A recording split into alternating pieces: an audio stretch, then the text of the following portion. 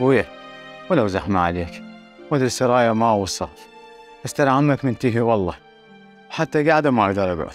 عمي شو اسوي لك يعني؟ روح اقعد حالك حال هاي الناس القاعده. ابويا هدر القانون وهدر النظام حلو، بس القانون خلوه خدمة الناس مو لذيتهم. عمي لا تظل تدوخنا، مو فوق الشغل كون نتحمل الحكي والمغثى. عمي اخذ السرايا ولا يهمك. وانت من نصبك محامي؟ ترى انا ما قلت شيء، سرايا وبكيفي انطي لاي واحد، شنو انت واخذ على روحك؟